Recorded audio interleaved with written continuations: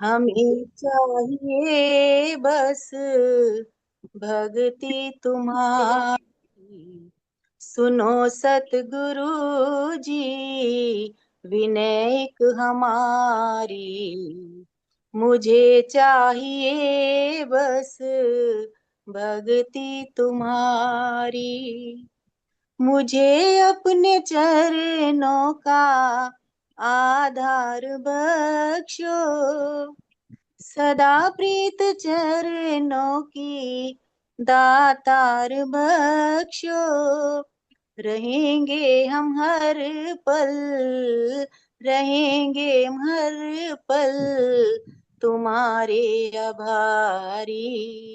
हमें चाहिए बस भक्ति तुम्हारी। सुनो सतगुरु जी, विनय हमारी। हमें चाहिए बस भक्ति तुम्हारी। नहीं चाहिए दुनिया की ऐश इशरत, नहीं चाहिए वो जमाने की शोहरत। हमें चाहिए बस, मुझे चाहिए बस नाम की खुमारी। हमें चाहिए बस भक्ति तुम्हारी। सुनो सतगुरु जी, विनय हमारी। हमें चाहिए बस भक्ति तुम्हारी। है विश्वास रहमत करोगे प्रभु जरूर। है विश्वास रहमत करोगे प्रभु जरूर। विनय मेरी प्रभु जी करोगे तुम मंजूर। विनय मेरी प्रभु जी करोगे तुम मंजूर।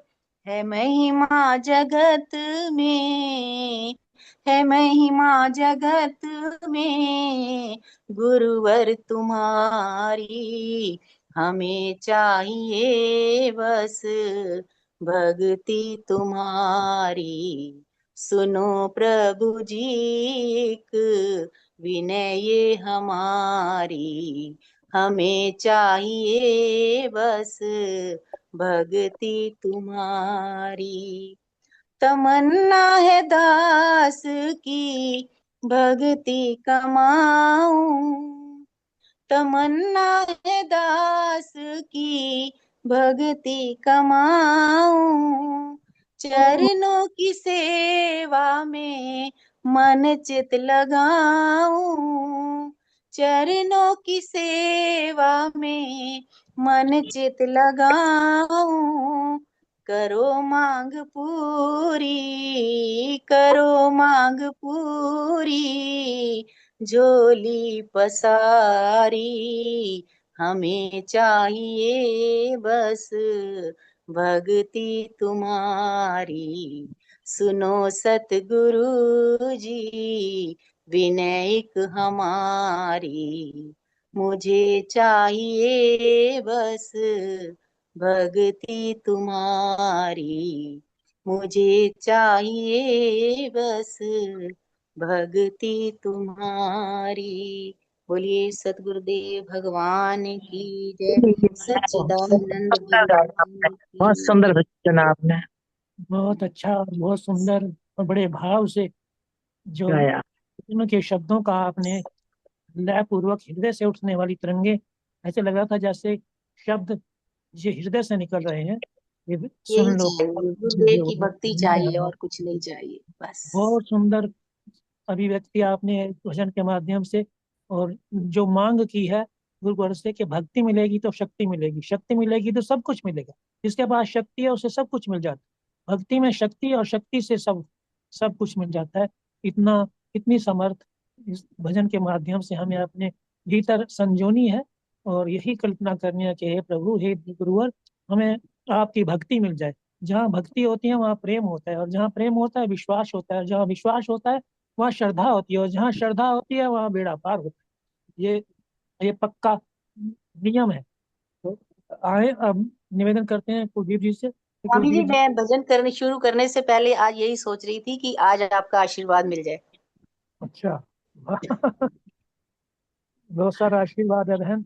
आप, सचमुच जो है इस तरह के भावों से अभिव्यक्ति करती हैं तो बहुत अच्छा लगता है। जय कुलदीप जी से गुरुदेव। निवेदन कि वो आज के कार्यक्रम को आगे बढ़ाएं और गुरुदेव भगवान का प्रवचन सुनवाएं। हाँ जी। भैया जी, आज जय श्री राम, जय श्री राम। जय श्री राम।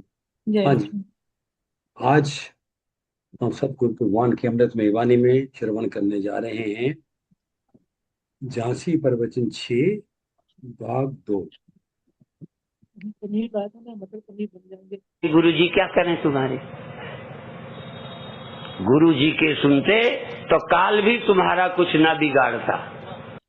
आवाज ठीक आ रही है जी? जी ठीक आ रही है। काल के माथे पग धरूं सतगुरु के उपदेश। आप सुनते कहाँ हो? तुम समझते हो भगवान के मंदिर बनाएंगे तो बुढ़ापा हमारे घर नहीं आएगा, पड़ोसी के आएगा। हो ना बेवकूफ, बुरा नहीं मानना। अब बुरा मानना तो मुझसे अलग लड़ना, सभा भी नहीं खड़े होना, तुमको अलग मौका दे दूंगा, क्योंकि सभा में औरों का टाइम खराब हो जाएगा। एक मूर्ख खड़ा होगा, मैं उससे निपटता रहूंगा, बाकी बेचारे बैठे रह जाएंगे।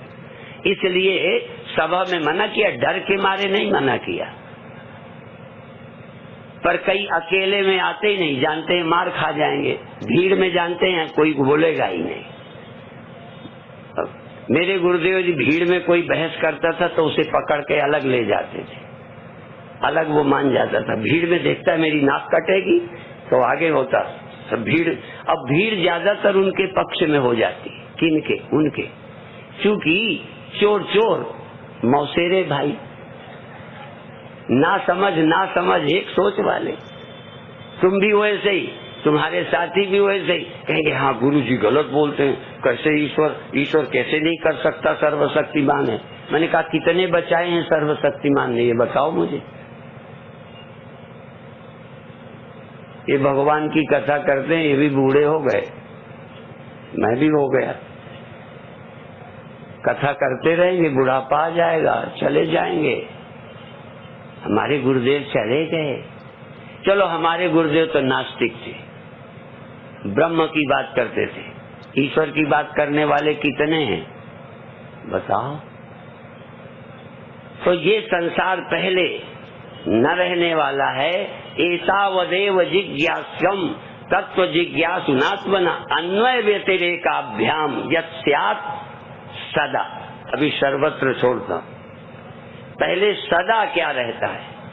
देह रहेगा, परिवार रहेगा, अवस्था रहेगी, रहती है। बिना परिवर्तित हुए ज्यों की त्यों सदा जागृत नहीं रहती, स्वप्न नहीं रहता, नींद नहीं रहती, व्यतिरेक।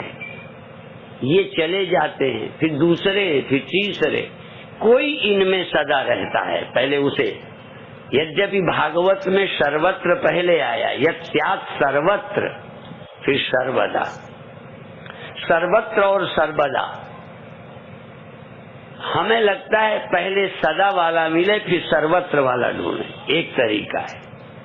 और एक है सर्वत्र वाले पर विश्वास करो, क्योंकि सर्वत्र मानना आसान है, जानना तो आसान नहीं, मानना आसान है। सब जगह है। कोई बुद्धू ले आओ झांसी का, बुद्धिमान नहीं, बुद्धू ले आओ। ईश्वर सब जगह, भगवान सब जगह, और मिला कहीं भी नहीं। अभी भी भगवान को ढूंढते फिर रहे हो। सर्वत्र है तो तुम्हें तो मिल जाता कहीं न कहीं। सर्वत्र रहने वाला और सदा रहने वाला, दो लक्षणों वाला तुम्हें कहीं मिला हो तो कल सुबह की सभा में ले आना परिचय। और हमें सदा रहने वाला, सर्वत्र रहने वाला मिला, और ऐसा मिला कि उसके मिलने पर पाने वाला ही कोई अलग नहीं रहा। सोई जाने जेहि देव जनाई, जानत तुम्हें होई जाई ब्रह्मविद ब्रह्मैव भवति, ब्रह्मविद आपनोति परम। परमात्मा को जानकर देखो, सर्वत्र है जब तक तुम्हें अपरोक्ष नहीं है, सर्वत्र है, सर्वत्र है। सर्वत्र वाला कौन है? कोई नाम भगवान है, राम है, कृष्ण है, सर्वत्र है, फिर भी पाने को तड़प रहे हो। क्यों तड़प रहे हो? सर्वत्र वाला, सदा रहने वाला अभी मिला ही नहीं। तो सदा रहने वाला ध्यान से, सदा रहने वाला योग से, सदा रहने वाला साधना से मिलता है। सर्वत्र रहने वाला ग्रंथों से मिलता है, और कोई तरीका नहीं। पहले सदा रहने वाले को ढूंढ लो, फिर सर्वत्र रहने वाला जो यहाँ रहता है। सदा रहने वाला यदि यहाँ है तो सर्वत्र रहने वाला वही तो है, पर यहाँ मिले, यहाँ साधना से मिलेगा। इसलिए दोनों बातें सत्य हैं। यह साधना के बिना नहीं मिलेगा, और यह गुण साधन ते नहीं होई, तुम्हारी कृपा पाओ कोई। साधना से न रहने वाला और न रहने वाले का साक्षी, न रहने वाला और न रहने वाले में रहने वाला मिलेगा। यही ढूंढ लो। न रहने वाले सारे ढूंढो, देह नहीं, अंदर भी कुछ प्रतिक्षण बदलता रहता है। बीते साल मैंने सुनाया था, मुझे ज्यादा गीता तो आती नहीं, 2-4 श्लोक उन्हीं को घुमाता रहता हूँ। यदि मेरे टेप सुनोगे तो लगता है इनको 2-3 श्लोक याद हैं। हाँ, पर 2-3 श्लोकों में मेरा तो काम हो गया, और कई को पूरी गीता याद है बुद्धू का बुद्धू। कई पूरी वाले लटके पड़े हैं। समम सर्वेषु भूतेषु तिष्ठन्तं परमेश्वरम विनश्यत्सु अविनश्यन्तम। पहले विनश्यत्सु अविनश्यन्तम यह पश्यति स पश्यति। फिर अगले श्लोक में कहते हैं समम पश्यन् हि सर्वत्र समभूत महेश्वरम न हिनस्ति आत्मना आत्मानम। सबसे मुख्य मुद्दा है न हिनस्ति आत्मना आत्मानम। आत्मानम न हिनस्ति, अपनी हत्या नहीं करता, अपने को नहीं मारता, आप अपने को मारते हो। जैसे कोई स्त्री कहे मैं जहर खा लूंगी, कोई कहे मैं कुआं में कूद जाऊंगी, कोई ये कहे मैं रेल की पटरी में मर जाऊंगी, ये कहना आत्महत्या का इरादा, आत्महत्या की धमकी है। ठीक है ना? और तुम अपने को रोज क्या सोचते हो? हम मर जाएंगे, हम नहीं रहेंगे। क्या अंदर अंदर तुम अपने को रोज नहीं धमका रहे? मेरा ये बिगड़ जाएगा, तुम्हारा मैं चौपट कर दूंगा, देखूंगा कल तुम्हें। यदि किसी को कल के लिए कहना तो धमकी, तो तुम्हारा आगे क्या होगा? आगे का तुम ख्याल रखना। ऐसा व्यक्ति जो अपना बिगड़ने नहीं देता, उद्धरेदात्मनात्मानम नात्मानम अवसादयेत। उद्धरेद आत्मना आत्मानम, अपने को मौत से आप बचाओ, अपने को नरक दुख से आप बचाओ। कैसे बचाएं? बोध द्वारा, सावधानी द्वारा, अन्वय व्यतिरेक से समझ द्वारा। क्या व्यतिरेक और क्या अन्वय? कौन है सदा रहने वाला? अपने को मरने से बचा लो। तुम बचा सकते हो, भगवान नहीं। बुरा नहीं मानना, तुम्हें भगवान नहीं बचाएगा। तुम अन्वय व्यतिरेक के द्वारा अपने सत्स्वरूप को समझकर मरने से बच जाओगे, और सर्वत्र से एकता करके अयम आत्मा ब्रह्म, इस आत्मा को व्यापक ब्रह्म जानकर राग द्वेष और भिन्नता के दुख से बच जाओ। सर्व दुखों की निवृत्ति और परम आनंद की प्राप्ति हो सकती है। साधन है व्यतिरेक द्वारा, अन्वय व्यतिरेक से क्या क्या नहीं रहता और कौन बचा रहता है। तो समम पश्यन् ही सर्वत्र समभूत महेश्वरम न हीनस्ति आत्मना आत्मानम, आत्मना आत्मानम न हीनस्ति शयाति परमाम गतिम। वो परम गति को प्राप्त होता है। परम गति इतनी सरल है कि सोचने की बात ही नहीं, पता नहीं क्या होगा, आगे क्या होगा, अब क्या है। अब जो नहीं मरता वो कभी नहीं मरता, और अब जो मरता है कभी नहीं बचता। जो अभी मरता है वही पहले मरता रहा, आज भी मरता है, आगे भी वही मरेगा। जो बदलता है सूक्ष्म, वो आज भी रोज बदल रहा है, कल भी बदलेगा, पहले भी बदलता रहा है। जो अभी मिल जाए, जो नहीं बदलता, अन्वय है जिसका, व्यतिरेक नहीं है जिसका, उस मैं को अभी पहचानो और अपनी हत्या से बच जाओ। अपनी हत्या से बचना है तो आत्मानम चेत बीजानीयात्, यदि अपने को जान लोगे। कहाँ जानने में रुचि है? बस जी रहे हैं, फलाने हैं, दिमागे हैं। अब जिनके बीच रहते हो कोई तुम्हें बेवकूफ कहते ही नहीं। क्यों नहीं कहता? क्योंकि वो भी बेवकूफ है। कैसे बेवकूफ को कोई बेवकूफ कहे? देखो, बेवकूफ तो कोई तब कहे जब कोई समझदार हो। फिर वही कहूंगा, चोर चोर मौसेरे भाई, या चचेरे, जो अच्छा लगता हो। मौसेरे भी होते हैं, चचेरे भी होते हैं। तुम कोई तो भाई हो, एक तरह के जीने वाले, एक तरह के अभिमानी, एक तरफ के दुखी, एक तरह की समस्या, सब दोस्त हो। कोई कहने वाला नहीं कहाँ पड़े हो, बल्कि उनमें से कोई इधर आए तो आपका विरोध होगा। मैंने सुना है कि एक कुएं में भांग पड़ी थी, उस गांव के लोग सब नशे में थे। एक को पता चल गया तो वहां का पानी नहीं पीता था, बिस्लरी वाटर साथ में लाया, बाहर से पीते नहीं।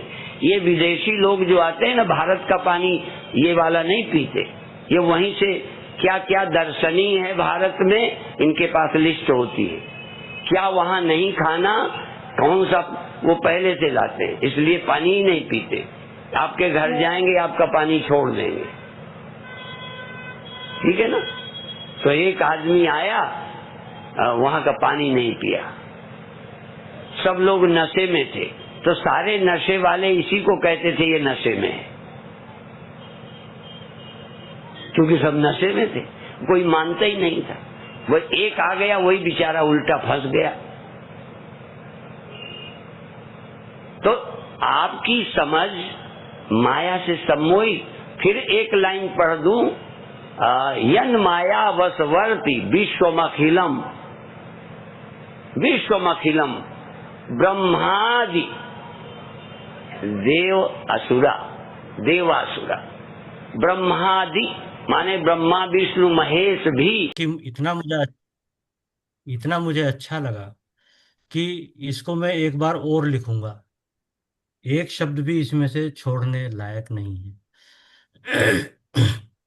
गुरुदेव कहते हैं, काल के माथे पग धरूं सतगुरु के उपदेश। इतना इतना महत्वपूर्ण ये ज्ञान है कि आप काल के माथे पर पग धरकर चल सकते हैं। सांसारिक साधारण दुखों की, परेशानियों की तो बात ही क्या है। गुरुदेव कहते हैं, लेकिन आप हमारी बात सुनते ही नहीं है। अगर सुनते तो ये संसार के दुख होते कौन है आपको परेशान करने वाले। आप सोचते हो कि हम भगवान का मंदिर बनवा देंगे तो बुढ़ापा पड़ोसी के घर आएगा, हम बूढ़े नहीं होंगे। गुरुदेव कहते हैं कि बुरा लगता होगा आपको तो अलग से मुझसे बात करें, सभा में लोगों का समय कृपया आप खराब ना करें। दूसरा गुरुदेव ने बताया कि ईश्वर सर्वशक्तिमान है अवश्य, लेकिन आपको बुढ़ापे से, माया के प्रभाव से, प्रकृति के प्रभाव से नहीं बचा सकता। सदा क्या रहेगा? देह अवस्था, यानी कि उम्र, जागृत आदि, सुख दुख, कुछ भी इनमें से सदा नहीं रहता। पहले सदा रहने वाले को ढूंढना है। सर्वत्र वाले पर विश्वास करना तो सरल है, लेकिन उसको जाना जा सकता है शास्त्रों की कृपा से। विश्वास तो बुद्धू से बुद्धू व्यक्ति भी करेगा कि भगवान सर्वत्र है। गुरुदेव कहते हैं कि आपको मिला, कहीं मिला? नहीं मिला। अभी भी उसके लिए अतृप्त हैं, ढूंढ रहे हैं। सोई जाने देही जेहि देहि जनाई, जानत तुम्हें तुम्हें होई जाई, ब्रह्मविद ब्रह्मैव भवति। जिसको जानना है उसकी परिभाषा गुरुदेव कर रहे हैं। वो जिसको जना देता है वही जान पाता है, और फिर ब्रह्म को जानकर ब्रह्म ही हो जाता है। सर्वत्र तभी तक जब तक अपरोक्ष नहीं है, सर्वत्र होते हुए भी आप उसको पाने के लिए तड़प रहे हो। सदा रहने वाला ध्यान से, योग से, साधना से मिलेगा, और सर्वत्र रहने वाला ग्रंथों की कृपा से मिलेगा। पहले सदा रहने वाला ढूंढ लो, सर्वत्र रहने वाला भी तो वहीं पर है। यह गुण साधन ते नहीं होई, तुम्हारी कृपा पाव कोई कोई। अर्थात, और इसका दूसरा भी सत्य है कि किसी भी साधन से उसको नहीं पाया जा सकता, साधन से ये गुण प्राप्त नहीं किया जा सकता, और ये भी सत्य है कि बिना साधन के उसको पाया ही नहीं जा सकता। इसमें समझने वाली बात यह है कि ध्यान करना आवश्यक है, उसके बगैर आप उस तत्व को समझने की सूक्ष्मता को अधिग्रहण नहीं कर पाएंगे। इसलिए ध्यान जरूरी है। लेकिन वो तत्व जो प्रकट होगा तो वो उस परमेश्वर की कृपा से ही होगा, सदगुरुदेव की कृपा से ही होगा।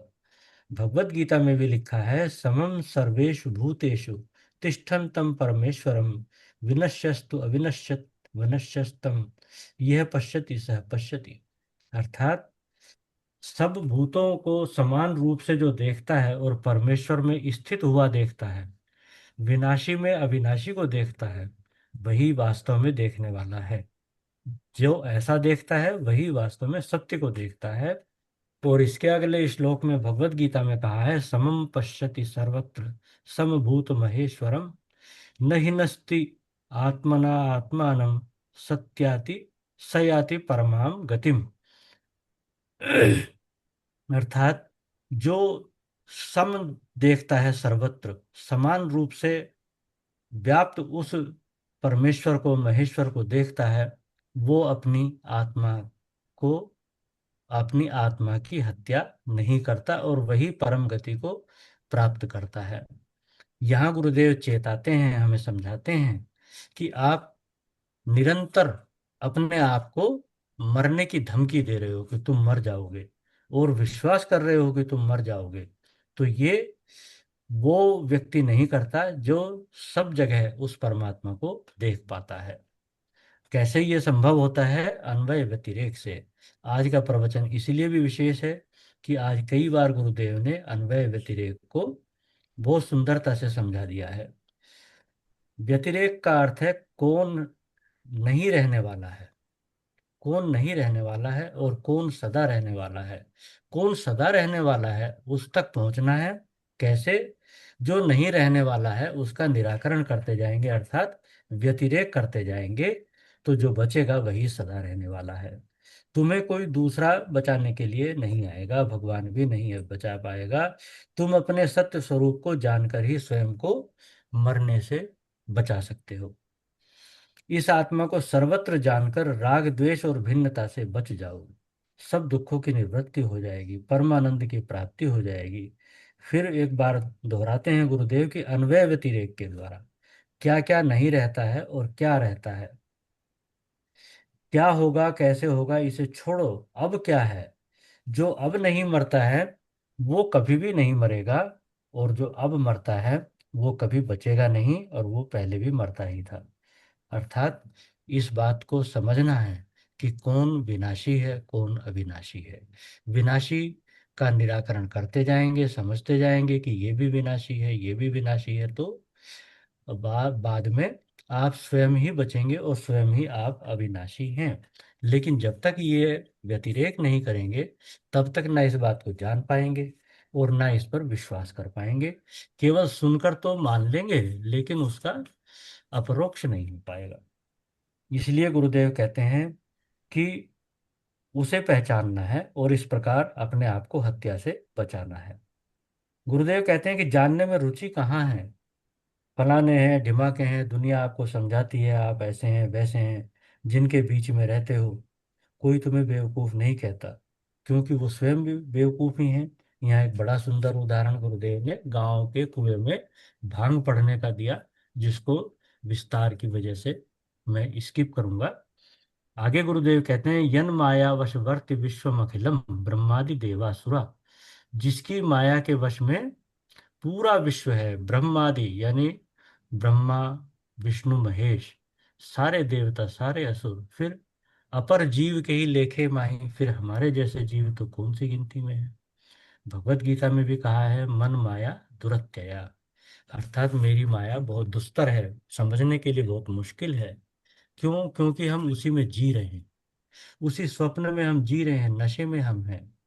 और जो कोई बुद्धिमान व्यक्ति होगा वो हमें चेता सकता है, लेकिन चूंकि हम सब नशे में हैं इसलिए हमें लगेगा कि वही जो हमें बुद्धि सिखा रहा है वो नशे में है, उसका विश्वास सहज हम नहीं कर पाएंगे। प्रकृति की तरह जैसा प्रकृति दिखाती है वैसा जो देखते हैं वो फंस जाते हैं। एक ब्रह्मा आम ले आम काट दूं। एक ब्रह्मा ने जैसे स्वयं को कर्ता देख लिया, जबकि इस संसार को चलाती है माया। यहाँ एक बड़ा सुंदर ज्ञान का सूत्र गुरुदेव ने दिया है। आप अकर्ता कैसे हैं? आप अकर्ता इसलिए हैं क्योंकि करती सब कुछ प्रकृति है, लेकिन आप अपने आप को कर्ता मानते हैं। ब्रह्मा ने तो एक बार भूल हुई, लेकिन हम तो हर समय ही भूल में ही हैं और अपने आप को कर्ता ही मान रहे हैं। और प्रकृति को कर्ता जानकर हमें इस भ्रांति से बचना है, छूटना है। गुरुदेव कहते हैं कि इस्लाम ही नहीं, हम भी एक ही परमात्मा को मानते हैं और बाकी सारे संसार को उसी की अभिव्यक्ति मानते हैं। लेकिन वो लोग बाकी सब पृथ्वी सूर्य आदि को कूड़ा कबाड़ा मानते हैं, किसी को नमस्कार के योग्य मानते ही नहीं। हम तो राम को, कृष्ण को, शिव को, पृथ्वी को, सूर्य को, सभी को नमस्कार के योग्य मानते हैं। क्यों मानते हैं? क्योंकि सब उसी एक पर ब्रह्म की अभिव्यक्ति है, इसलिए मानते हैं। जैसे एक मिट्टी के पिंड से अनेक मूर्तियां और खिलौने बन जाते हैं और सब अलग अलग स्वरूप के हैं, उनका रूप अलग है, उनके काम अलग हैं, उनके उपयोग अलग हैं, उसी प्रकार एक ही पर ब्रह्म से ये सब चराचर अभिव्यक्त हुआ है, बना नहीं है, अभिव्यक्त हुआ है। ये बनने की भी भ्रांति है कि ये बना हुआ है।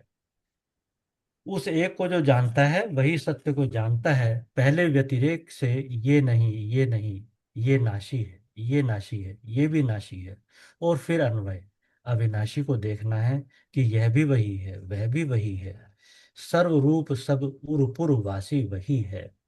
गुरुदेव ने आज अन्वय व्यतिरेक के तत्व को बहुत ही सुंदरता से समझाया। इस प्रवचन को यदि एक दो बार भी ध्यान से सुन लिया जाएगा तो वो स्पष्ट निश्चित रूप से हो जाएगा।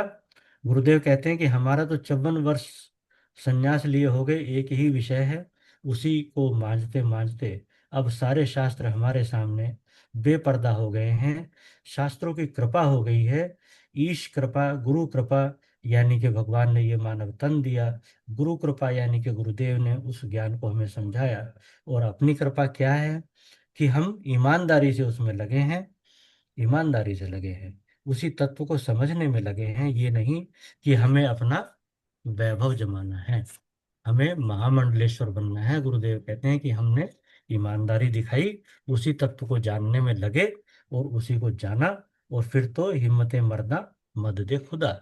जो स्वयं मेहनत करेगा और अपना परिश्रम पूरा करेगा उसकी परमेश्वर भी मदद करते हैं। इतना ही कहकर मैं अपनी वाणी को विराम दूंगा। जय गुरुदेव जी, जय गुरुदेव। जय गुरुदेव, जय गुरुदेव।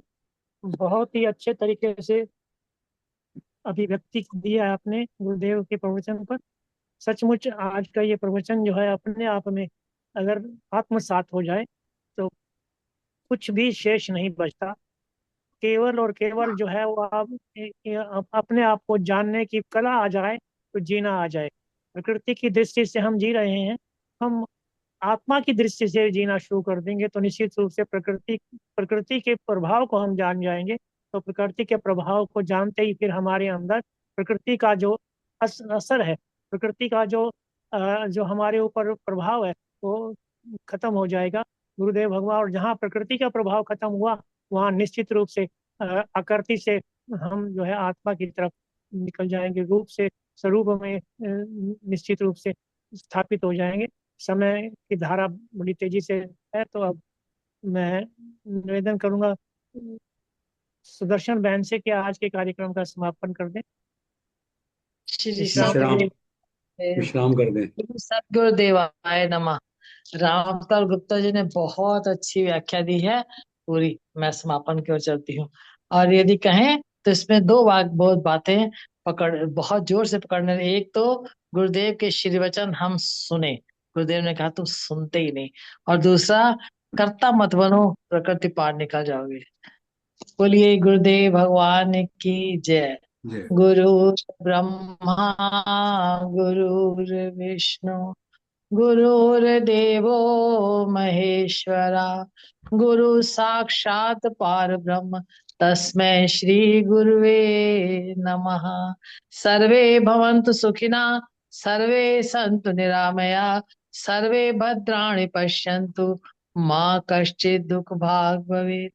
बोलिए गुरुदेव भगवान की जय। सत्य सनातन धर्म की जय। आज के आनंद की की जय। नमो नारायण नमो नमो नारायण। नारायण। नमो नमो नमो। जय गुरुदेव जी, जय गुरुदेव।